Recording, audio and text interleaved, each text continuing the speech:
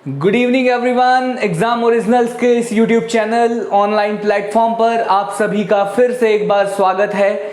Exam originals के app पर आप लोगों का स्वागत है, वंदन है, अभिनंदन है। और जैसा कि आप सभी को पता है, इस समय पर हम लोग क्या पढ़ने के लिए मिलते हैं। इस समय पर हम लोग प्रारंभिक परीक्षा, मध्य प्रदेश लोक सेवा आयोग की प्रारंभिक परीक्षा की 10वीं यूनिट, जिसमें कि हमको कुछ कमीशंस, कुछ आयोग पढ़ना होता है, तो उन्हीं आयोगों को हम इस वक्त पर पढ़ते हैं। और लास्ट क्लास की अगर हम लोग बात करें तो लास्ट क्लास में हम लोगों ने जो पढ़ा था वो था क्या? वो हम लोगों ने पढ़ा था राष्ट्रीय महिला आयोग। हम लोगों ने देखा था किस प्रकार से केंद्रीय स्तर पर राष्ट्रीय महिला आयोग का गठन किया गया, किस प्रकार से एक अधिनियम पारित किया गया। और अधिनियम जैसे ही पारित हो गया तो आप लोगों ने चिल्ला चिल्ला कर बोल दिया कि सर ये संवैधानिक संस्था नहीं है, ये सांविधिक संस्था है। क्योंकि इसके लिए इसका प्रावधान जो है वो संविधान में बिल्कुल नहीं है। इसके लिए संसद में एक विधेयक लाया गया और जब वो विधेयक पास हो गया तो वो बनकर आया राष्ट्रीय महिला आयोग अधिनियम 1990। ये बनकर जब सामने आया तो आप लोगों को समझ आ गया कि अधिनियम के द्वारा इस आयोग का गठन हुआ। दैट्स वाई हम लोग इसको कह रहे हैं कि यह एक सांविधिक निकाय है या यह एक गैर संवैधानिक निकाय है। गैर संवैधानिक का मतलब जिसका उल्लेख आपको संविधान में नहीं मिलता है। ठीक है, ये सारी चीजें आप लोगों को समझ आई ही होगी और बाकी सारी चीजें मैं क्या ही कहूं। ठीक है, आप लोग काफी समझदार हैं, बहुत अच्छे से हर चीज को समझते हैं, हर चीज आप लोगों को समझ में आती है बहुत अच्छे से। तो आज का जो टॉपिक हम लोगों ने लास्ट टॉपिक में जो देखा था, लास्ट टॉपिक में हम लोगों ने राष्ट्रीय महिला आयोग को एक बहुत बेहतर तरीके से, बहुत अच्छे से हम लोगों ने उस राष्ट्रीय महिला आयोग को समाप्त कर दिया था। आज का जो टॉपिक है, बोर्ड पर आप लोगों को चमक ही रहा होगा कि आज का टॉपिक जो है हम लोगों को पढ़ना है राज्य महिला आयोग। राज्य महिला आयोग में भी स्पेशली क्या पढ़ना है? स्पेशली ये पढ़ना है क्योंकि हम लोग रहते हैं कहाँ? हम लोग रहते हैं प्यारे मध्य प्रदेश में, और मध्य प्रदेश में रहते हैं इसलिए हमें पढ़ना होता है मध्य प्रदेश महिला आयोग। माफी चाहता हूं, फोटो को मैं खराब नहीं करता, ठीक है, मैं ऊपर लिख देता हूं क्योंकि इस मध्य प्रदेश की नारियां मुझसे नाराज ना हो जाए, इसलिए खराब नहीं करते फोटो। ठीक है, तो क्या पढ़ना है हम लोगों को? मध्य प्रदेश महिला आयोग के बारे में पढ़ना है। स्पेशली हम लोगों का टॉपिक जरूर है कि राज्य महिला आयोग पढ़ेंगे, लेकिन हम लोग देखेंगे कि राज्य स्तर पर जो मध्य प्रदेश महिला आयोग है, हर राज्य में अपना एक अलग अलग महिला आयोग है। हर राज्य को शक्ति दी गई थी कि वो अपने यहाँ एक अलग महिला आयोग का गठन करे और उसके लिए एक अपनी जो विधानसभा है वहां पर विधेयक पास करे, एक अधिनियम बनाए। तो उसी तरीके का काम जो है वो मध्य प्रदेश सरकार ने भी किया। मध्य प्रदेश ने भी मध्य प्रदेश राज्य महिला आयोग अधिनियम 1995 में एक अधिनियम ऐसा पारित किया। और उस अधिनियम के तहत, कौन सा अधिनियम मैं बोल रहा हूं? मध्य प्रदेश महिला आयोग अधिनियम 1995। इस अधिनियम के तहत क्या किया गया? 23 मार्च 1998 को इस मध्य प्रदेश में राज्य महिला आयोग या मध्य प्रदेश महिला आयोग का गठन कर दिया गया। आज के लेक्चर में हम लोगों को यही सारी चीजें देखना है कि जिस तरीके से राष्ट्र में, जैसे केंद्रीय स्तर पर राष्ट्रीय महिला आयोग का गठन 1992 में हो गया था, उसके कुछ सालों बाद मध्य प्रदेश पर भी दबाव बनाया गया कि आप भी अपने राज्य में एक महिला आयोग का गठन करें, जिसका काम क्या होगा? जिसका काम होगा महिलाओं के संवैधानिक अधिकार और महिलाओं के कानूनी अधिकार जो भी है, उन सभी अधिकारों को क्या करना है? उन सभी अधिकारों को महिलाओं तक पहुंचाना या सुनिश्चित करना इस राज्य महिला आयोग का जो होगा उद्देश्य होगा। ये चीज बोली गई कहां पर? ठीक है, उस अधिनियम में जो उद्देश्य केंद्र स्तर पर राष्ट्रीय महिला आयोग के थे, वही उद्देश्य राज्य स्तर पर मध्य प्रदेश महिला आयोग के होंगे। ठीक है, बस हम लोगों को देखना है कि किस तरह से राष्ट्रीय महिला आयोग से भिन्न है हमारा मध्य प्रदेश राज्य महिला आयोग।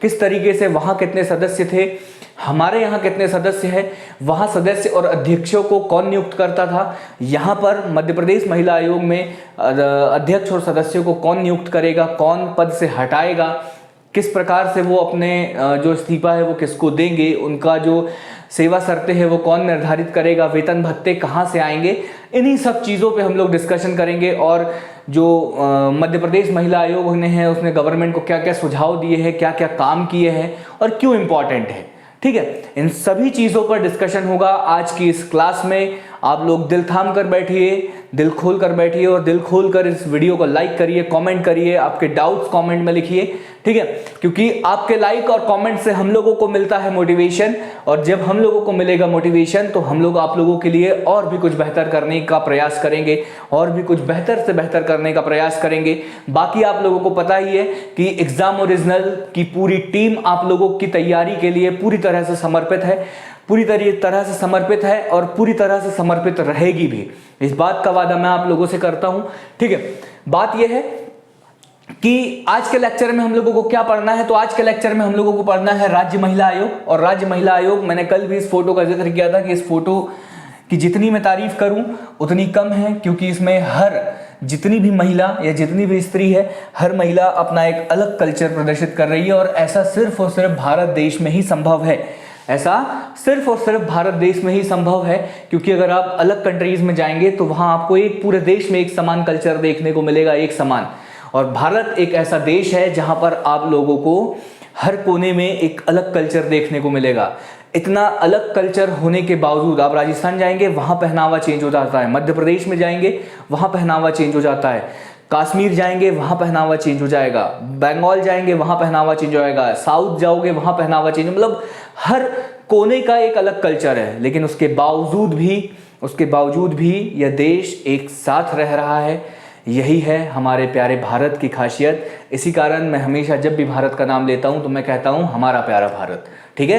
तो आज आप लोगों को एक वादा मुझसे भी करना है कि जब भी आप भारत का नाम ले तो आप लोगों को कहना है कि यह है हमारा प्यारा भारत या प्यारे भारत के नाम से आप संबोधित करोगे इस देश को, ठीक है, इस देश को। और इतनी अच्छी अच्छी व्यवस्था है, हर वर्ग के बारे में सोचा है। देखिए महिलाओं के बारे में भी जो सोचा है, तो महिलाओं के जो अधिकार है उसको सुनिश्चित करने के लिए जब गवर्नमेंट को लगा कि एक ऐसा आयोग होना चाहिए, एक ऐसा कमीशन होना चाहिए, तब गवर्नमेंट के द्वारा समय समय पर, देखिए हर चीज में समय लगता है, मैं नहीं कहता कि आजादी जैसे ही हम लोगों को मिली तो तुरंत ये सब काम हो जाना चाहिए था, ठीक है। जैसे जैसे समय आया, जैसे जैसे चीजें आई, धीरे धीरे सुधार होता है हर चीज में, ठीक है। केंद्रीय सेंट्रल गवर्नमेंट ने 1990 में विधेयक पास कर दिया, उसके बाद मध्य प्रदेश गवर्नमेंट ने 1995 में कर दिया, ठीक है। थोड़ा समय लगता है लेकिन धीरे धीरे सुधार आता है। तो कभी भी किसी भी चीज को नेगेटिव नहीं लेना है, ठीक है। हर चीज धीरे धीरे होगी, सब कुछ होगा, आप लोगों को संयम बनाकर रखना है।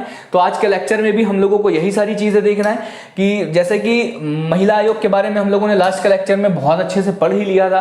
तो ये लेक्चर ऐसा होने वाला है कि आप लोगों को पुराने लेक्चर का रिवीजन हो जाना है, ठीक है। इस लेक्चर को देखने से आपका राष्ट्रीय महिला आयोग का भी रिवीजन हो जाएगा पूरा। तो ये बस ये आगे पीछे पढ़ाने का उद्देश्य हम लोगों का यही रहता है, ठीक है। तो सबसे पहले मध्य प्रदेश महिला आयोग के सामान्य परिचय से अगर हम लोग शुरुआत करें, तो मध्य प्रदेश महिला आयोग के सामान्य परिचय से अगर हम लोग शुरुआत करेंगे तो सबसे पहली चीज क्या कि ये सावधिक संस्था है, सावधिक संस्था। अब आप मुझसे पूछोगे कि सर ये क्या होता है सावधिक संस्था, तो आप लोग पिट जाओगे। क्यों पिट जाओगे? क्योंकि जब हम लोगों का इस टॉपिक का पहला लेक्चर था उसी दिन मैंने आपको हर चीज बहुत डिटेल, अगर आपको ये चीज समझ नहीं आ रही तो आप जाइए जो पहला लेक्चर है इसका उसको देखिए, उसमें मैंने समझाया है कि क्या होते हैं संवैधानिक संस्थान, क्या होते हैं गैर संवैधानिक संस्थान।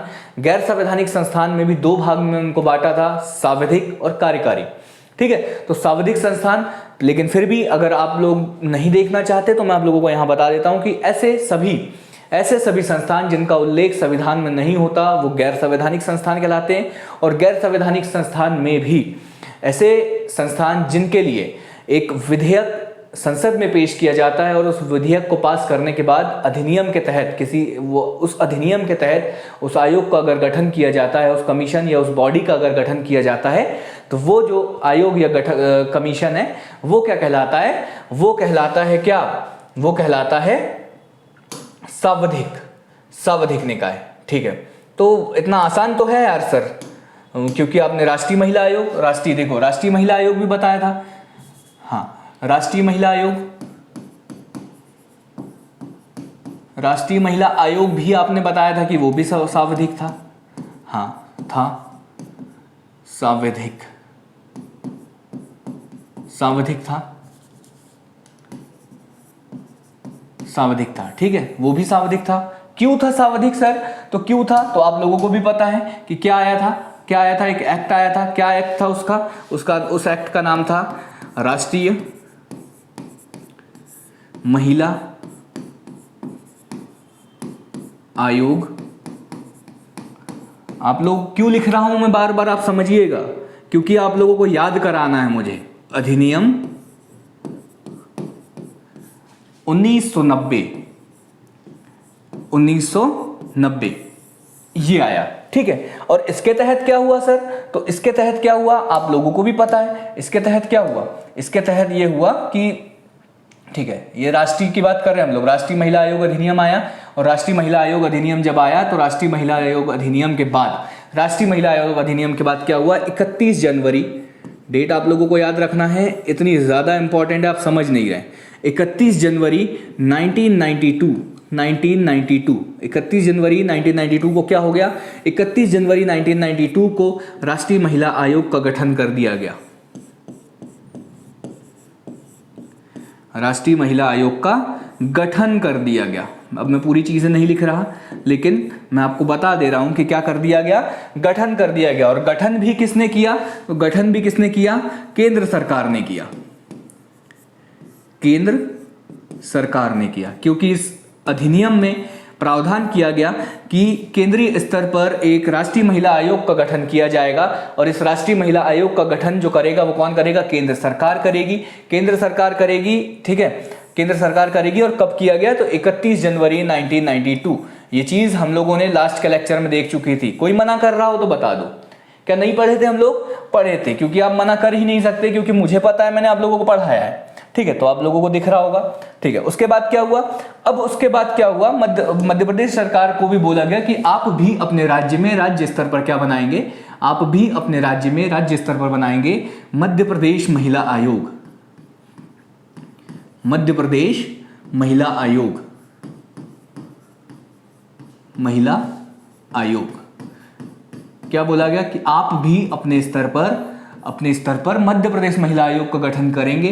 तो मध्य प्रदेश सरकार ने सोचा कि हाँ, क्यों? क्योंकि मध्य प्रदेश की बेटियों को उनके अधिकारों को सुनिश्चित करने के लिए एक ऐसे बॉडी की आवश्यकता थी। तो मध्य प्रदेश सरकार ने भी क्या किया? मध्य प्रदेश सरकार ने भी एक अधिनियम पारित किया, अपनी विधानसभा में एक विधेयक लाया। और वो विधेयक जब पास हुआ तो वो विधेयक जो बनकर सामने आया वो कहलाया मध्य प्रदेश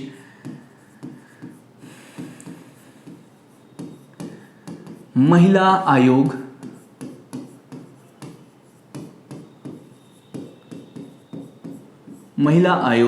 अधिनियम। क्या बनकर आया वो सामने? वो बनकर आया मध्य प्रदेश महिला आयोग अधिनियम। हाँ, फिर से लिख देता हूं, क्योंकि हाँ, अधिनियम बनकर आया। और ये अधिनियम कब आया? तो ये अधिनियम आया 1995। इस अधिनियम को ही बोला जाता है क्या? मध्य प्रदेश महिला आयोग अधिनियम 1995 बोला जाता है। कब आया ये? तो 1995 में आया, ठीक है। क्या याद रखना है आपको? 1995 में आया। अब इस अधिनियम के तहत क्या हुआ सर? तो इस अधिनियम के तहत हुआ, ठीक है, इस अधिनियम के तहत क्या हुआ? इस अधिनियम के तहत हुआ कि मध्य प्रदेश में कब 23 मार्च, ये डेट याद रखना है, 23 मार्च 1998, 23 मार्च 1998 को क्या कर दिया गया?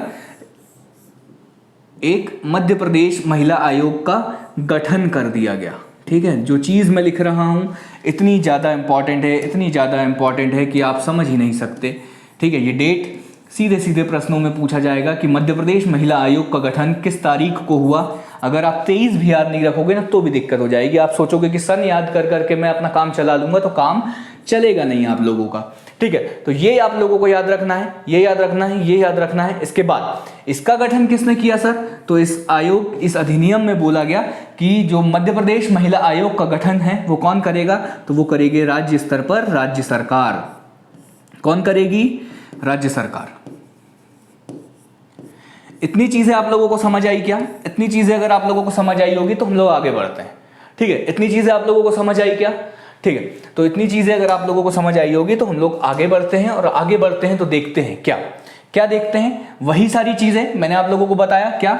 मध्य प्रदेश राज्य महिला आयोग अधिनियम, यही बोला ना मैंने अभी आप लोगों को बताया कि मध्य प्रदेश राज्य महिला आयोग अधिनियम 1995 आया, और इसकी धारा 3 के तहत, जो इस अधिनियम की धारा 3 है, इस अधिनियम की धारा 3 के तहत किसका गठन किया गया? मध्य प्रदेश महिला आयोग, मध्य प्रदेश राज्य महिला आयोग का गठन कर दिया गया। और ये गठन भी कब किया गया? तो ये डेट भी मैंने आपको बताई। ये डेट क्या बताई? 23 मार्च 1998 को इसका गठन कर दिया गया आप लोगों को।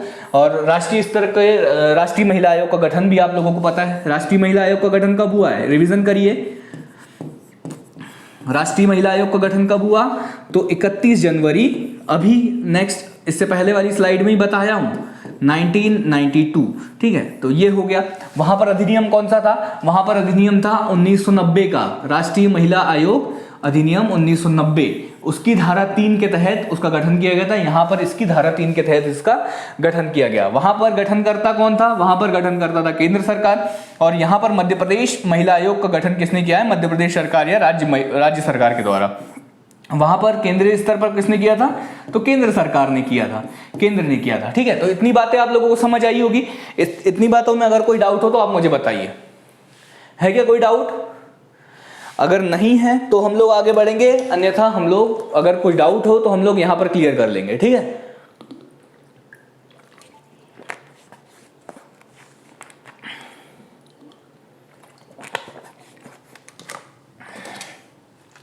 ठीक है, मतलब कोई डाउट नहीं है आप लोगों को। उद्देश्य वही सारी उद्देश्य है जो उद्देश्य हमने राष्ट्रीय महिला आयोग के उद्देश्य देखे थे। ठीक है, लेकिन वहां पर था कि राष्ट्रीय स्तर पर महिलाओं के संवैधानिक और कानूनी अधिकारों को सुनिश्चित करना। यहां पर मध्य प्रदेश की महिलाओं के जितने भी अधिकार है उनको सुनिश्चित करना। वही सारी उद्देश्य, सेम वही उद्देश्य आप लोगों को याद रखना है, 4-4, 5-5 उद्देश्य, ताकि अगर आपसे प्रश्न में पूछे कि राष्ट्रीय महिला आयोग के उद्देश्य क्या है, या राज्य महिला आयोग या मध्य प्रदेश महिला आयोग के उद्देश्य क्या है, तो आपको 5 पॉइंटों में ये लिखना है। क्या उद्देश्य है? ये उद्देश्य यह है कि प्रदेश में महिलाओं को सशक्त बनाना, मतलब महिलाओं को सशक्त करना या उनको अपने पैरों पर खड़ा करना, ये उद्देश्य है। ठीक है, सशक्त बनाना, महिलाओं के हितों की देखभाल व उनका संरक्षण करना। महिलाओं के जितने भी हित है, मतलब महिलाओं को जितने भी अधिकार मिले हैं, उन अधिकारों को संरक्षण करना और उन अधिकारों का की देखभाल करना। ठीक है, महिलाओं के प्रति अगर कहीं पर भेदभाव होता है या भेदभाव मूलक व्यवस्था हो, ऐसी व्यवस्था जहां पर महिलाओं के साथ भेदभाव किया जाता है, तो ऐसी व्यवस्था को समाप्त करने का उद्देश्य है किसका? मध्य प्रदेश महिला आयोग का उद्देश्य है कि ऐसी अगर व्यवस्था मध्य प्रदेश में किसी जिले में है या मध्य प्रदेश के किसी गांव में अगर ऐसी व्यवस्था है, तो उस व्यवस्था को पूरी तरीके से अंत करना उद्देश्य है मध्य प्रदेश महिला आयोग का। ठीक है, महिलाओं की गरिमा व सम्मान को सुनिश्चित करना, हर क्षेत्र में उन्हें आगे बढ़ने का अवसर प्रदान करना, मतलब ये इस आयोग का उद्देश्य है कि महिलाओं की गरिमा और उनका जो भी सम्मान है उसको सुनिश्चित करना, और जो भी क्षेत्र है हर क्षेत्र में महिलाओं को आगे बढ़ने के लिए प्रेरित करना या आगे बढ़ने के लिए उनको अवसर देना, यह है मध्य प्रदेश महिला आयोग का उद्देश्य। देखो 5 नंबर के लिए सफिशिएंट है, ये 3 हो गए, ये चौथा पॉइंट हो गया, ये 5वां। महिला विरोधी अत्याचार और अपराधों के मामले में अगर महिला से संबंधित महिला विरोधी संबंधित जितने भी अत्याचार या जो भी अपराध होते हैं महिलाओं से संबंधित, उन अपराधों में त्वरित रूप से कार्यवाही करना। त्वरित रूप से मतलब इमीडिएटली, अगर महिलाओं से संबंधित कोई भी मामला आता है तो इमीडिएट मतलब तुरंत त्वरित रूप से कार्यवाही करना, यह उद्देश्य है किसका? महिला आयोग का। ठीक है, अब हम लोग अगर बात करें मध्य प्रदेश महिला आयोग की संरचना के बारे में, तो उससे पहले हम लोग रिवीजन कर लेते हैं। उससे पहले हम लोग रिवीजन कर लेते हैं कि बताइए राष्ट्रीय महिला आयोग में हम लोगों ने क्या पढ़ा था। राष्ट्रीय महिला आयोग में की संरचना क्या पढ़ी थी, जल्दी से बताइए यार। देखो मैं फिर से रिवीजन करा रहा हूं इसलिए ताकि आप लोगों को याद हो जाए। राष्ट्रीय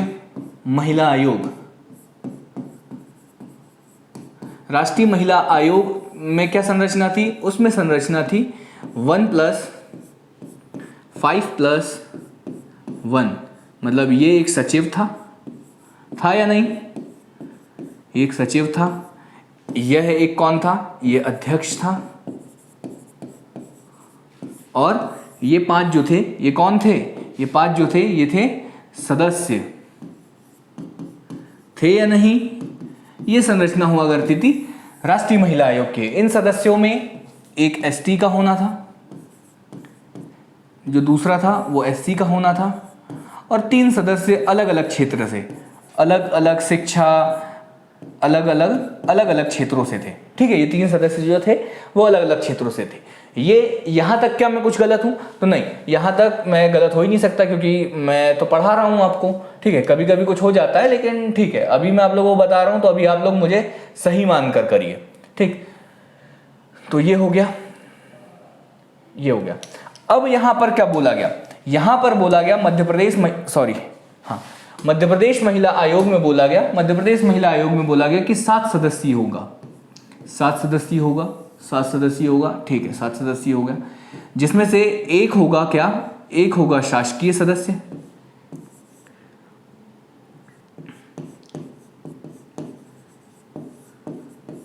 शासकीय सदस्य, प्लस 6 होंगे अशासकीय सदस्य। हाँ, अशासकीय।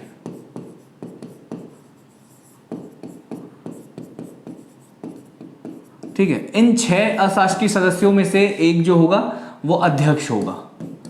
मतलब वहां पर 6 सदस्यीय संरचना थी, लेकिन यहां पर जो है मध्य प्रदेश महिला आयोग में जो संरचना बनाई गई, वो संरचना बनाई गई कितने सदस्यीय? 7 सदस्यीय। ठीक है, 7 सदस्यीय। देखिए यहां बोला गया कि जो मध्य प्रदेश महिला आयोग होगा वो एक 7 सदस्यीय निकाय होगा, 7 सदस्यीय निकाय होगा, जिसमें से 6 सदस्य अशासकीय होंगे व 1 सदस्य जो होगा वो शासकीय होगा, ये बात बोली गई। ठीक है, इन अशासकीय सदस्यों में से एक जो होगा अध्यक्ष होगा, एक अध्यक्ष होगा, और 6 जो होंगे, ठीक है, अन्य सदस्य होंगे। मतलब बात वही जो चीज मैंने आप लोगों को बताई कि एक क्या होगा, टोटल 7 होंगे, एक होगा क्या, एक होगा शासकीय। ठीक है, और बाकी के कौन होंगे? बाकी के 6 जो होंगे वो क्या होंगे? 6 होंगे अशासकीय।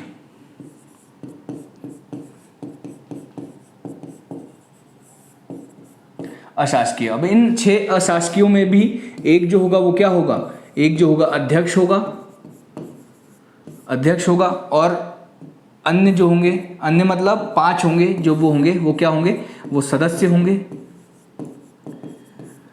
इसको जो है वो कैबिनेट मंत्री का दर्जा दिया जाएगा।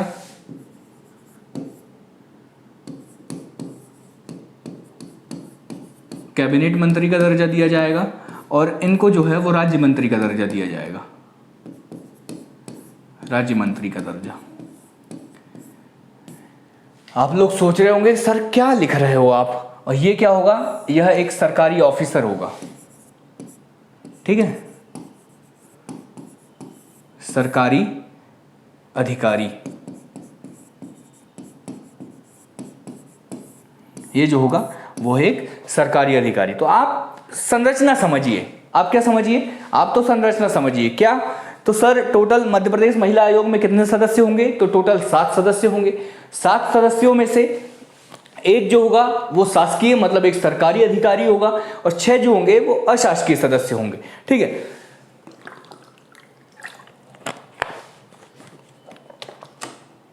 6 जो होंगे वो अशासकीय सदस्य होंगे। ये चीज समझ आई? 6 अशासकीय सदस्य होंगे, और 6 अशासकीय सदस्यों में से भी एक अध्यक्ष होगा जिसे कैबिनेट मंत्री का दर्जा होगा, और बचे हुए जो 5 सदस्य हैं वो जो होंगे, बचे हुए जो 5 सदस्य हैं वो राज्य मंत्री का उनको दर्जा प्राप्त होगा, राज्य मंत्री का दर्जा प्राप्त होगा। यही बात मैंने यहाँ पर, ये शासकीय सदस्य हो गया, ये 6, एक अध्यक्ष, एक वो। ठीक है, अब बात करिए इन 5 सदस्यों में। किन 5 सदस्यों में? ये 5 सदस्य जिनको राज्य मंत्री का दर्जा मिला है। क्या मिला है? राज्य मंत्री का दर्जा मिला है। किनको मिला है बताइए? राज्य मंत्री का दर्जा मिला है किसको? 5 सदस्यों को। 5 सदस्यों को राज्य मंत्री का दर्जा मिला है। इन 5 सदस्यों में से क्या होंगे? इन 5 सदस्यों में से एक सदस्य होगा एससी का, एक सदस्य होगा एसटी का, एक सदस्य होगा ओबीसी का, ठीक है, ये चीज़ें याद रखना है आपको, क्योंकि ये बनाएगी आपके प्रश्न। ठीक है, एक सदस्य और अन्य जो 2 सदस्य होंगे वो विशेष क्षेत्र से होंगे, 2 सदस्य जो होंगे वो विशेष क्षेत्र से,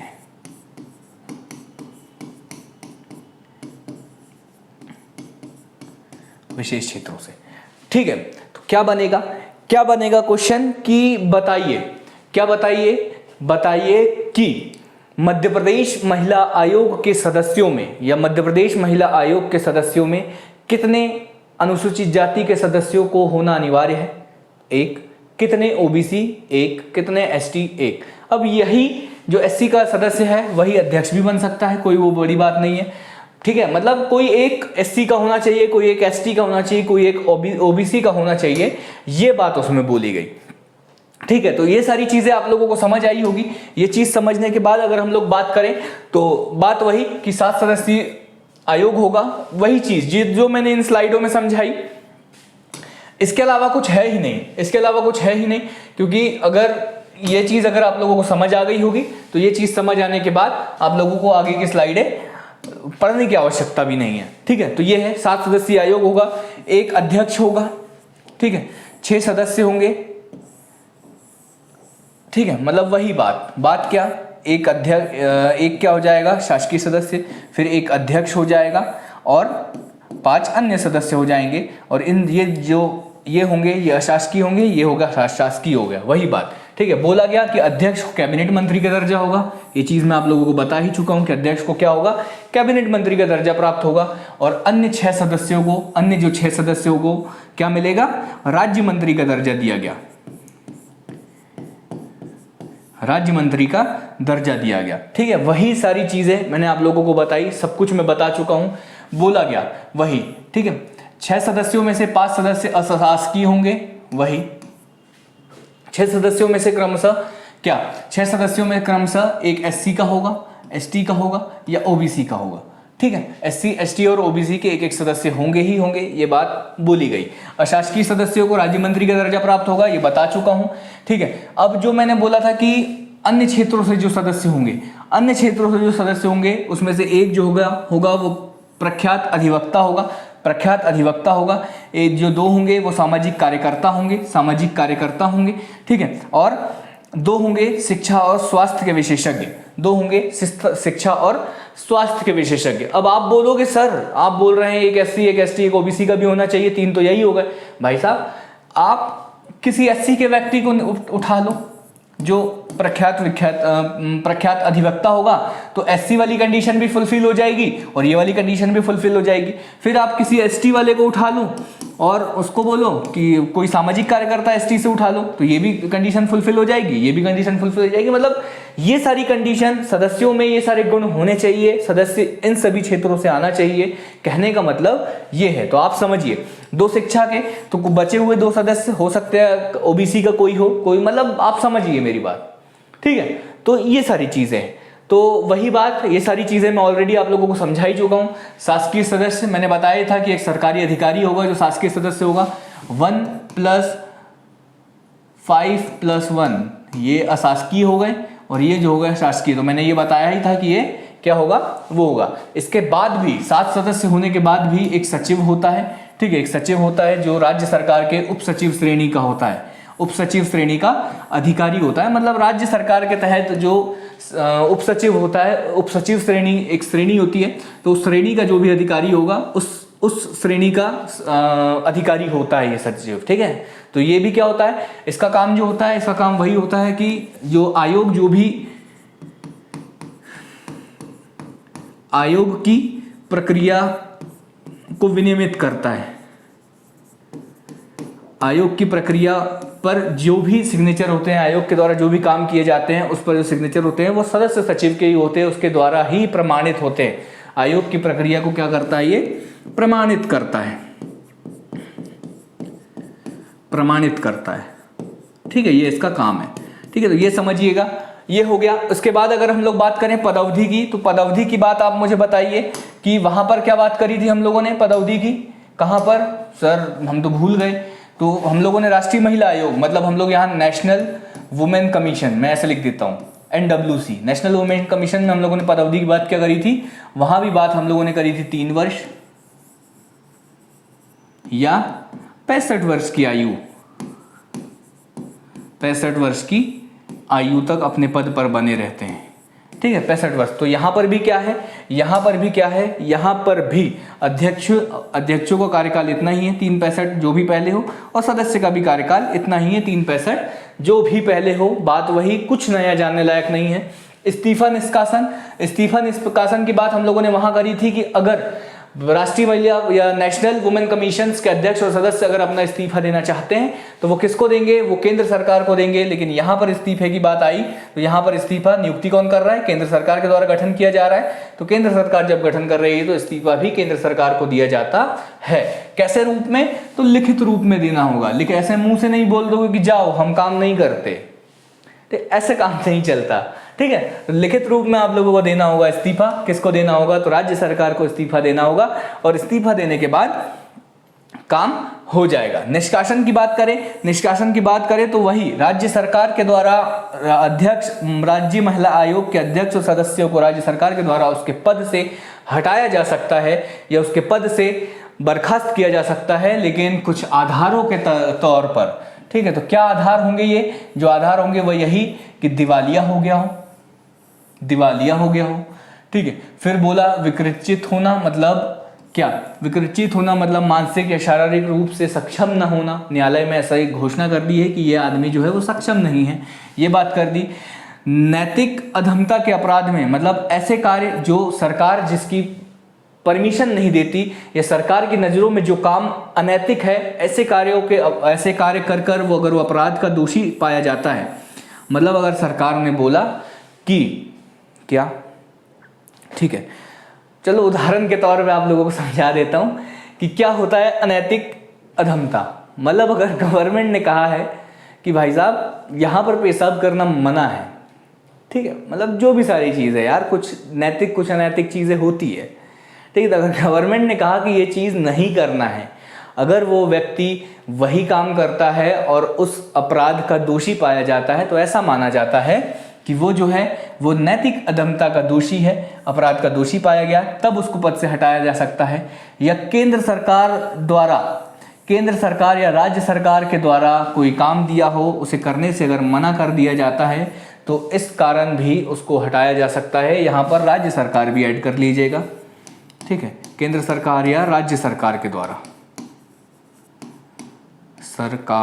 सरकार तो एक ही है, समझ रहे ना आप, सरकार एक ही है। ठीक है, तो कार्य करने में असमर्थ, अगर आप जिस कार्य के लिए आपको चुना गया है, अगर आप वो कार्य करने में ही अगर असमर्थ है, तब भी राज्य सरकार के द्वारा मध्य प्रदेश महिला आयोग के अध्यक्ष और सदस्यों को हटा दिया जाएगा। या और कब हटाया जाएगा सर, तो कुछ नया बताओ यार सर, ये सारी चीजें तो आप हर आयोग में बताते हो कि ऐसा ऐसा होगा तो हटा देंगे, ऐसा ऐसा होगा तो हटा देंगे। नया ये है कि लगातार 3 अधिवेशन, अब ये अधिवेशन क्या है सर, 3 अधिवेशन को आप एक तरीके से मान लो कि बैठक, जहां पर ये लोग डिस्कशन करते हैं कि हम लोगों को कौन कौन से काम करना है, तो आप अधिवेशन को बैठक के रूप में मान लो कि लगातार 3 बैठक या लगातार 3 अधिवेशन में अगर अनुपस्थित होता है, तब भी राज्य सरकार के द्वारा उसको हटा दिया जाता है। ये थोड़ा आप समझ लीजिए, इंपॉर्टेंट। ठीक है, आपसे क्वेश्चन पूछा जा सकता है कि बताइए मध्य प्रदेश महिला आयोग के अध्यक्ष सदस्यों को लगातार कितने अधिवेशनों में अनुपस्थित होने पर हटाया जा सकता है? 2, 3, 4, 5 ऑप्शन आपको यहाँ, अगर आपको याद है तो बन पाएगा, अगर आपको याद नहीं है तो कोई कुछ कर नहीं सकता। आप समझिए बात को। ठीक है, तो ये हो गया। केंद्र सरकार को ऐसा अगर प्रतीत होता है कि वो व्यक्ति जो बैठा हुआ है उस पद पर वो अगर लोकहित में नहीं है, तब भी आपको हटा दिया जाएगा। अगर सरकार को लगता है कि ऐसा कोई व्यक्ति वहां बैठ चुका है जो लोकहित में नहीं है, तब भी उनको हटाया जाएगा। लेकिन हटाने से पहले सुनवाई का पूरा अधिकार दिया जाएगा। क्या, अगर किसी व्यक्ति को हटा रहे हैं तो उसकी सुनवाई होगी, मतलब उसको अपना पक्ष रखने का पूरा मौका दिया जाएगा। यही बात सारे इस अधिनियम में, किस अधिनियम में, मध्य प्रदेश महिला आयोग अधिनियम में यही सारी बातें कही गई है। आगे की बातें, वेतन भत्ते NWC में कहा था। NWC क्या है सर? क्या ही बताऊं मैं आपको, रोज रोज तो बता रहा हूं। नेशनल वुमेन्स कमीशन एनडब्ल्यूसी में क्या था, केंद्र सरकार के अनुदानों पे काम करता था और केंद्र सरकार के द्वारा इनके वेतन भत्ते या पेंशन दिए जाते थे। लेकिन राज्य महिला आयोग के वेतन भत्ते कहाँ से दिए जाएंगे? राज्य महिला आयोग के वेतन भत्ते भाई साहब राज्य सरकार के द्वारा दिए जाएंगे, और राज्य सरकार के द्वारा जब दिए जाएंगे तो राज्य सरकारों के अनुदानों के द्वारा दिए जाएंगे। ठीक है, ये सारी चीजें हो गई। फिर बात करें अधिकारी कर्मचारीगण कौन नियुक्त करेगा? अधिकारी कर्मचारी मतलब आयोग के जो भी कार्य है और उस कार्य को संपादित करने के लिए अगर उसे अधिकारी और कर्मचारी गणों की आवश्यकता होगी तो ये अधिकारी और कर्मचारी कौन प्रोवाइड करेगा? तो ये अधिकारी और कर्मचारी भी राज्य सरकार प्रोवाइड करेगी। हर जगह सर राज्य सरकार, राष्ट्रपति कहाँ चले गए? राज्यपाल का तो नाम ही नहीं आ रहा, तो यही क्वेश्चन बनेगा। आप लोग सोचेंगे राज्यपाल नहीं, गलत हो जाएगा क्वेश्चन, समझ रहे हैं? कौन नियुक्ति करेगा? तो वही बात मैंने वही लिखी, राज्य सरकार नियुक्ति करेगा। आयोग की प्रक्रिया आयोग जिस भी तरीके से काम करेगा, आयोग की प्रक्रिया का मतलब कि आयोग के पास अगर कोई केस आता है तो आयोग किस तरह से उसको सॉल्व करेगा। आयोग के पास मान के चलिए कि कुछ प्रताड़ना का केस आएगा तो आयोग किस तरीके से काम करेगा, तो उसको अपने नियम, अपनी प्रक्रिया को स्वयं विनियमित करने की शक्ति है। स्वयं विनियमित मतलब किस प्रक्रिया से वो उस कार्य को करेगा, यह करने की शक्ति उसके पास खुद है। वो खुद डिसाइड करेगा कि वो किस तरह से काम करना चाहता है और कैसा करेगा। मैंने ये चीज भी बता दिया कि आयोग के सभी आदेश और विनिश्चय या आयोग की जितनी भी प्रक्रिया है वो सचिव मतलब सचिव मैंने बताया था कि एक सचिव स्तर का एक अधिकारी होगा, उप सचिव स्तर का अधिकारी होगा, उसके द्वारा प्रमाणित किया जाएगा। ये चीज अगर आप मुझे गलत बोल रहे हैं तो मैं दिखा देता हूँ यार। ये देखो, ये लिखा है मैंने, एक सचिव स्तर का एक अधिकारी होगा, उप सचिव स्तर का अधिकारी होगा और वो आयोग की प्रक्रिया को प्रमाणित करेगा। पहले ही बता चुका हूँ। ठीक है, तो अब मैं यहाँ क्या समझाऊं? कुछ नहीं सर, आगे बढ़ जाइए। ठीक है, तो बढ़ जाते हैं। बैठके अब वहां पर मैंने बोला था कि कितनी बैठकों में अगर आप नहीं आते हो, कितने अधिवेशन में नहीं आते हो तो हटा दिया जाएगा। उन्होंने बोला 3 अधिवेशन में अगर आप उपस्थित नहीं होते हैं, 3 अधिवेशन में अगर आप नहीं आते हैं तो आपको पद से हटा दिया जाएगा। ये बात बोल दी गई थी कहां पर? मध्य प्रदेश महिला आयोग अधिनियम में बोल दी गई थी कि 3 अगर अधिवेशन में नहीं आओगे तो आपको हटा दिया जाएगा। अध्यक्ष होता है सदस्य हो।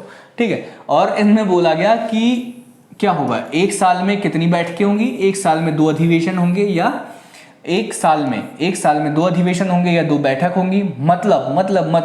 मतलब 2 अधिवेशनों के बीच 6 माह से ज्यादा का अंतराल नहीं होगा।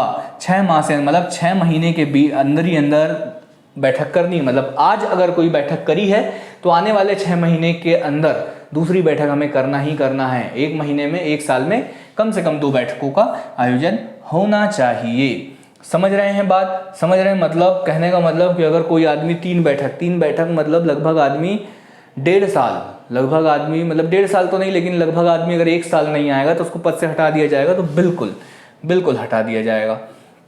ठीक है, अब बैठकें कहाँ होंगी सर? बैठकें कहाँ होंगी? तो समय स्थान कि कहाँ होगी और कितने समय होगी, किस तारीख को होगी, ये सब डिसाइड करेगा आयोग का अध्यक्ष। कौन डिसाइड करेगा? आयोग का अध्यक्ष डिसाइड करेगा। बात क्या क्वेश्चन बनेंगे सर यार, समझ नहीं पा रहे हैं हम लोग। क्या क्वेश्चन बनेंगे बताओ। क्वेश्चन बनेगा कि बताओ मध्य प्रदेश महिला आयोग की बैठकें कितने समय के अंतराल में होती है, या 1 साल में कितनी बैठकें होंगी, या कितनी बैठकों अगर कोई व्यक्ति शामिल नहीं होता है तो उसे हटा दिया जाएगा। ये सब प्रश्न हैं। गहराई को समझिए। समितियां, अब देखो समितियों की बात करें तो समितियां क्यों, अब क्या चाहिए सर? तो अगर आयोग के पास कुछ ऐसा विशेष काम आता है जिसके लिए उसे लगता है कि किसी विशेष समिति या विशेष एक छोटी समितियों का गठन करना है, तो वो उन समितियों का गठन करेगा और उस विशेष समिति को एक विशेष प्रकार का काम, मान के चलिए कुछ भयंकर काम, जैसे मान के चलो कि निर्भया वाला जो कांड हुआ था, ठीक है, निर्भया वाला कांड हुआ था, तो ऐसे जो केस हुए थे, तो ऐसे केस के लिए अगर आयोग को लगता है कि एक अलग से एक समिति का गठन करना चाहिए, तो आयोग के पास एक ऐसा अधिकार है, आयोग के पास अधिकार है कि वो एक विशेष समिति का गठन करे और वो विशेष समिति सिर्फ और सिर्फ उस विशेष काम पर ध्यान दे। ठीक है, तो आयोग के द्वारा समितियों का गठन किया जाता है, वही बात। ठीक है, समय समय पर विशेष मुद्दे, मैं बोल ही रहा हूँ ना, विशेष मुद्दों को निपटाने के लिए समितियों का गठन किया जाएगा। ठीक है, और इनकी नियुक्ति कौन करेगा? ठीक है, इस समिति में उन व्यक्तियों को शामिल किया जाएगा जिनको आयोग के सदस्य के अतिरिक्त आयोग जिन भी व्यक्तियों को उचित समझता है, जिन भी व्यक्तियों को आयोग को लगता है कि जो भी व्यक्ति उचित है, तो उनको उस समिति में शामिल किया जाएगा। लेकिन इन 7 सदस्यों के अलावा, कौन से 7 सदस्य? 1 शासकीय और 6 अशासकीय सदस्यों के अलावा दूसरे सदस्यों को चुनना होगा। जो भी आयोग बोलेगा उन व्यक्तियों को उस समिति का गठन उस समिति में कर दिया जाएगा।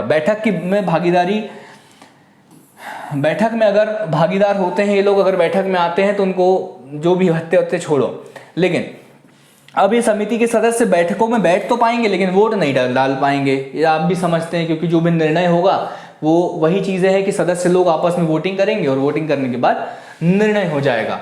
कार्य 5 नंबर का क्वेश्चन आपका मेंस का, मेंस 5 मार्कर।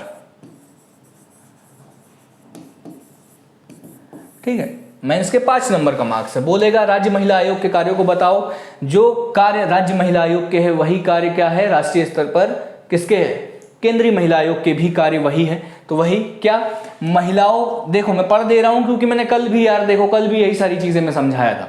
ठीक है, तो महिलाओं को जो भी संवैधानिक प्रावधान, जो भी विधिक संरक्षण या जो भी संवैधानिक संरक्षण या जो भी अधिकार संविधान में उनको प्राप्त है, या जो भी अधिकार विधि या कानून बनाकर उनको दिए गए हैं, उनकी समीक्षा करना, उनको सुनिश्चित करने का काम जो है वो पहला कार्य है किसका? राज्य महिला आयोग का। फिर दूसरा कार्य कल भी बताया था मैंने कि महिला जेल जाना है, अस्पताल में जाना है, और महिलाओं की बेहतर हेतु आवश्यकता, मतलब महिलाओं को बेहतर सुविधाएं मिल पाए महिला जेलों में, महिला अस्पतालों में, तो उसके लिए कार्य करना है महिला आयोग का कार्य, राज्य महिला आयोग। फिर बोला कि महिलाओं के लिए कल्याण कार्यक्रम, महिलाओं के कल्याण के लिए कार्यक्रम योजनाओं का व्यापक प्रचार प्रसार करना। मतलब अगर महिलाओं के कल्याण के लिए, महिलाओं के बेहतरी के लिए भारत सरकार या मध्य प्रदेश सरकार के द्वारा अगर कोई ऐसी योजना चलाई जा रही है तो उस योजनाओं का प्रचार प्रसार करना, उस योजनाओं को जन जन तक पहुंचाने का काम भी किसका है?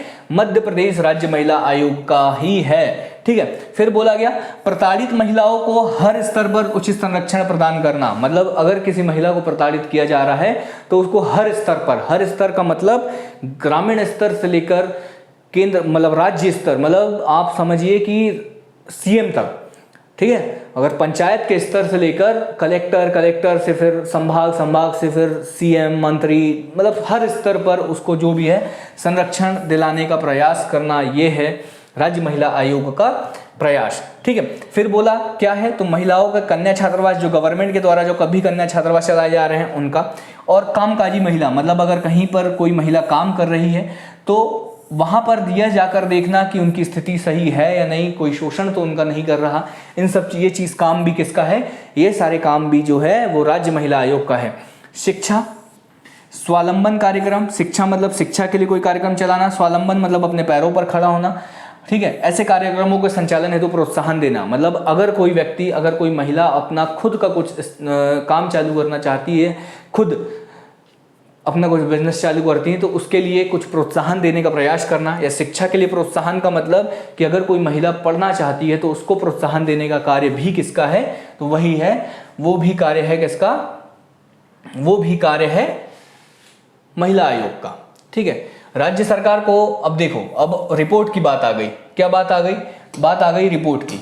रिपोर्ट, वहां पर रिपोर्ट केंद्र सरकार को दी जाती थी, तो यहां पर प्रतिवेदन, रिपोर्ट को क्या बोला जाता है? प्रतिवेदन।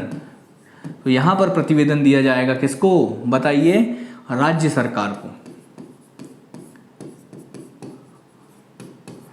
कुछ है नहीं, मतलब आप समझिए, पढ़ने वाली चीजें हैं। ठीक है, तो राज्य सरकार को रिपोर्ट दी जाएगी।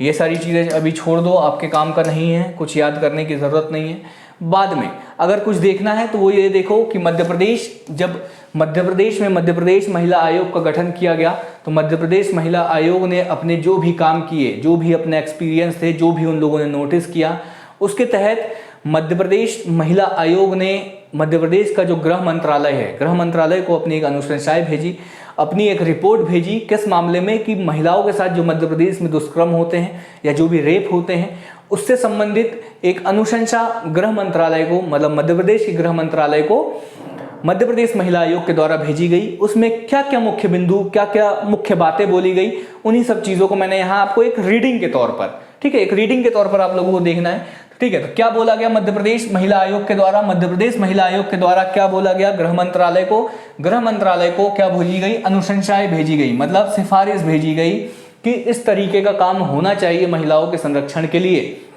तो क्या अनुशंसा थी? अनुशंसा थी कि अगर किसी महिला के साथ दुष्कर्म होता है, ठीक है, अगर किसी महिला के साथ दुष्कर्म होता है तो जिस भी थाने में वो पहुंचे, जिस भी थाने में वो पहुंचे उसी थाने में उसकी शिकायत दर्ज की जाए। उसको ये ना बोला जाए कि अगर आप रहने वाले हो बैतूल ज़िले के या आप रहने वाले हो इंदौर ज़िले के और अगर आपके साथ भोपाल में कुछ हुआ हो तो आपकी रिपोर्ट उस थाने में भोपाल में नहीं दर्ज करी जाएगी, आपको बोला जाएगा कि बैतूल में जाओ। तो इस तरह की बातें नहीं होनी चाहिए। ये अनुशंसा की मध्य प्रदेश महिला आयोग ने मध्य प्रदेश के गृह मंत्रालय से। क्या बोला गया कि पीड़ित जिस भी थाने में शिकायत दर्ज कराए उसी थाने में उसकी शिकायत दर्ज हो। ठीक है, बिना किसी विलंब के, मतलब अविलंब मेडिकल उसका करवाया जाए और उसी थाने के द्वारा महिला चिकित्सक से करवाया जाए। उसी थाने जहां पर रिपोर्ट दर्ज करी उसी थाने में उसका मेडिकल हो तुरंत, बिना किसी विलंब के, और बिना विलंब के महिला चिकित्सक के द्वारा उसका मेडिकल हो।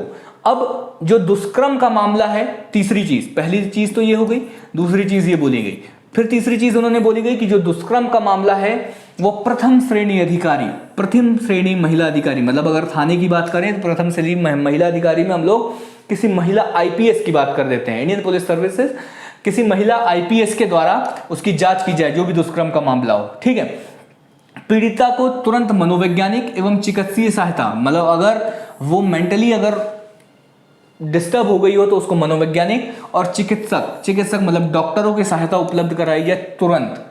ठीक है, फिर जांच कराई जाए कि कोई भी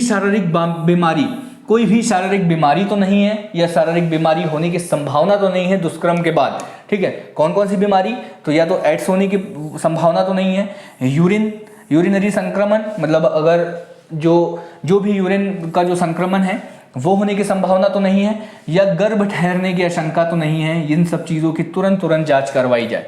ठीक है, यह सारी अनुशंसाएं जो है वो भेजी गई। आगे की अनुशंसा बोली कि आरोपियों की पहचान करें और तत्काल कार्रवाई की जाए, और कार्रवाई भी कौन करेगा, जो भी जांच है वो कौन करेगा, एक क्लास की या प्रथम श्रेणी की महिला अधिकारी के द्वारा किया जाएगा, ये बोला गया। फिर बोला गया कि बलात्कारों के मामलों में तीव्र सुनवाई के लिए फास्ट ट्रैक कोर्ट बनाए जाए। किस स्तर पर, तो संभागीय स्तर पर फास्ट ट्रैक कोर्ट बनाए जाए, ये बात बोली गई। बोला गया कि बलात्कार के बाद 7 दिनों के अंदर जो भी रिपोर्ट है, जो भी आप लोग जांच कर रहे हैं, जो भी प्रथम श्रेणी का अधिकारी जो भी जांच कर रहे हैं, तो 7 दिनों के भीतर अपनी रिपोर्ट राज्य महिला आयोग को सौंपे। ये अनुशंसा की गृह मंत्रालय से किसने, राज्य महिला आयोग, मध्य प्रदेश महिला आयोग ने। फिर बलात्कार पीड़िता महिलाओं को पुनर्वास कार्यक्रम लागू किया जाए, मतलब उसको फिर से स्टेबल करने का प्रयास किया जाए, जो चीज़ें हो गई है। ठीक है, और आगे भविष्य में ये कोशिश की जाए कि ऐसे कोई भी मामले सामने ना आए, पुनर्वास कार्यक्रम लागू किया जाए। तो ये सारी जो चीज़ें थी, ये मध्य प्रदेश महिला आयोग का गठन किया, उसने जो भी चीज़ें उन्होंने नोटिस करी और अपने एनालिसिस या अपनी रिपोर्ट में अनुशंसा की मध्य प्रदेश के गृह मंत्रालय से। अब इसमें से कितनी चीज़ें मानी गई, नहीं मानी गई, ये चीज़ मैं कॉन्फिडेंस के साथ नहीं कह सकता, या इस चीज़ का डेटा मैं आप लोगों को नहीं बोल सकता कि क्या चीज़ें हैं क्या नहीं है। ठीक है, राज्य महिला आयोग की अभी तक जो भी अध्यक्ष हैं, ठीक है, उनके नाम आप लोग देख लीजिए। 2011 में जो अध्यक्ष बनी थी उनका नाम था कृष्णकांत तोमर, उपमा रॉय 2014 में, लता वानखड़े 2017 में। इससे पहले का डेटा वेबसाइट पर अवेलेबल ही नहीं है, 2011 से पहले का डेटा ही अवेलेबल नहीं है वेबसाइट पर। अगर आप लोगों को मिले, आप लोग गूगल पे सर्च करिए, अगर आप लोगों को मिले तो आप लोग मुझे भी प्रोवाइड करिएगा, क्योंकि मैंने बहुत सर्च किया, मुझे इससे पहले का डेटा मिल ही नहीं रहा। ठीक है, तो आप लोग तो ये 4 नाम याद रख लीजिए, कृष्णकांत तोमर, उपमा रॉय, लता वानखड़े, शोभा ओझाडे। शोभा ओझाडे 2020 में कमलनाथ सरकार के द्वारा इनको नियुक्त किया गया था। अभी अभी जून 2022 में उन्होंने अपने पद से इस्तीफा दे दिया और अभी मध्य प्रदेश महिला आयोग के अध्यक्ष का पद जो है वो खाली है। जैसे ही कोई नियुक्त होगा तो मैं आप लोगों को अपडेट करूंगा सारी चीज़ें, ठीक है। तो ये सारी चीज़ें हैं महिला आयोग की 4 जो मध्य प्रदेश महिला आयोग, कृष्णकांत तोमर, शोभा ओझा, उपमा रॉय, लता वानखड़े, ये 4 मध्य प्रदेश महिला आयोग के अध्यक्ष है। और इन्हीं लोगों की अगुवाई में जो अनुशंसाएं थी जो मध्य प्रदेश किसको भेजी गई, गृह विभाग को भेजी गई। वो सारी चीज़ें भी दुष्कर्म के मामले में मैंने आप लोगों को बताया कि जो भी अनुशंसाएं आप लोगों को भेजी गई, ठीक है, जो भी गृह मंत्रालय को भेजी गई। देखो आप लोग थोड़ा देख लीजिए कि कुछ चीज़ें, जो चीज़ें समझ नहीं आई हैं तो मुझे बताइए।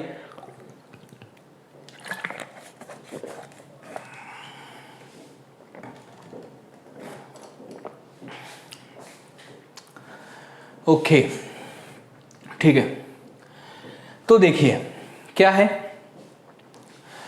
हम लोगों ने राष्ट्रीय महिला आयोग भी देख लिया, हम लोगों ने मध्य प्रदेश महिला आयोग भी देख लिया, हम लोगों ने बहुत अच्छे से कंप्लीट कर लिया। और उम्मीद करता हूं कि आप लोगों को समझ भी आया होगा, क्योंकि मैंने बहुत आसान तरीके से आप लोगों को समझाने की कोशिश करी। जो प्री मेंस के क्वेश्चन है, देखिए जैसे ही हम लोगों का पूरा टॉपिक कंप्लीट हो जाएगा, ठीक है, अब मैं क्या करूंगा, अब एक लेक्चर जो है आप लोगों के लिए जितने भी टॉपिक हम लोगों के हो चुके हैं उससे संबंधित जो भी क्वेश्चन लाने का प्रयास करूंगा, 30, 40, 50 जितने भी मुझसे हो पाए मैं उतने क्वेश्चन लाऊंगा। लेवल बहुत अच्छा हम लोग उन क्वेश्चनों का रखेंगे। लेकिन मैं क्या कह रहा हूं कि आप लोग पढ़िए, आप लोग क्या करिए बार बार, क्योंकि ये चीज़ इतनी कन्फ्यूजन है ना। मैं अगर आज आपको बता दिया कि इनका कार्यकाल कितना होता है, लेकिन कल अगर मैं आपसे पूछूँ ना आप कन्फ्यूजन हो जाएगा, 665 था, 365 था, 362 था, क्या था, मतलब बहुत कंफ्यूजिंग चीज़ है। तो आप लोग, मैं अभी आप लोग एक बार कंप्लीट भी कर लीजिए, फिर मैं आप लोगों को बताऊंगा कौन कौन से आयोगों को साथ में पढ़ना है, कौन कौन से आयोगों में क्या समानताएं हैं। तो डिसाइड करके एक शॉर्ट ट्रिक बना देंगे कि कैसे कार्यकाल याद रखना है। लेकिन शॉर्ट ट्रिक बनाने से पहले सारी चीज़ें पढ़नी पड़ेगी, ठीक है। जब एक बार हम लोगों का सारा टॉपिक कंप्लीट हो जाएगा तो हम लोग करेंगे, ठीक है। बाकी हम लोगों का लेक्चर यहीं पर, आज का लेक्चर जो है वो हम लोगों का यहीं समाप्त होता है। बाकी आप लोगों को पता ही है कि एग्जाम ओरिजिनल्स आप लोगों के लिए क्या क्या प्रोवाइड कर रहा है। तो ये एग्जाम ओरिजिनल्स के कोर्सेज है। एक बार एग्जाम ओरिजिनल का ऐप डाउनलोड करिए, देखिए आप लोगों के बेहतर तैयारी के लिए, आपकी तैयारी को इन्हेंस करने के लिए एग्जाम ओरिजिनल ऐप पर क्या क्या उपलब्ध है, और उस चीज़ को आप लोग देखिए, क्या आप लोगों की तैयारी को वो इन्हेंस कर सकता है। अगर आप लोगों को लगता है तो एक बार एग्जाम ओरिजिनल्स को आपकी सेवा करने का मौका दीजिए। और अगर हम लोग बात करें तो हाँ, वही बात कि प्लीज़ अगर आप लोगों को लगता है कि मैं जो पढ़ा रहा हूँ वो आप लोगों को कहीं ना कहीं कुछ ना कुछ मदद कर रहा है, या हम लोगों के द्वारा जो भी चीज़ें प्रोवाइड कर रही है वो आपकी तैयारी में कहीं ना कहीं काम आ रही है, आपको अच्छा लग रहा है, आप लोगों को लगता है कि आपको अगर वो फ़ायदा किया है और आपके दोस्तों को भी वो फ़ायदा करना चाहिए, तो प्लीज़ लाइक करिए, कमेंट करिए, शेयर करिए, अपने दोस्तों तक इसको पहुँचाइए। और क्योंकि अगर आप लाइक, शेयर, कमेंट करते हैं तो हम लोगों को मोटिवेशन मिलता है, और हम लोगों को अगर मोटिवेशन मिलेगा तो आप लोगों के लिए और कुछ बेहतर करने की कोशिश हम लोग करेंगे, और निरंतर आपकी सेवा में एग्जाम ओरिजिनल लगा रहेगा। बहुत बहुत धन्यवाद। आज की क्लास को यहीं समाप्त करते हैं। मैं तारेंद्र बेले आप सभी लोगों से विदा करता हूं। उम्मीद करता हूं कि आप सभी अच्छे होंगे, खुश होंगे, और इसी तरह खुशी खुशी आप लोग नेक्स्ट क्लास में भी मुझसे मिलेंगे। बहुत बहुत धन्यवाद। साधुवाद, धन्यवाद।